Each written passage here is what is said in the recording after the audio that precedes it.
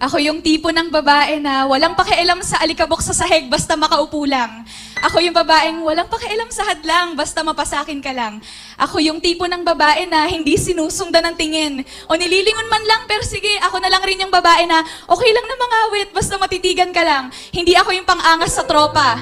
Pero araw-araw, ipagmamayabang kita. Hindi ako makinis, hindi ako maputi, hindi ako mahinhin. Hindi ako ang lahat ng maaari mong gustuhin. Kaya nung nakawala ako, sa gapos ng mundo nung sabihin mo ang mga salitang iingatan kita, mahal ko, pinilit kong kumawala. Sa ilang taon ng pagkakagapos sa akin ng kalangitan, bumaba sa sarili kong kamalayan at naniwala sa tayo lang.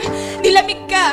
Nais ko namang ibigay ang kumot pero ayaw mo ng lambot. Kung gusto mo lang pala ng libangan at ng init sa katawan, bakit mo ba ako binulabog sa kapayabaang pinaglagyan mga babaeng pinangakuan ng pagmamahal pero iiwan ding sugatan? Bakit?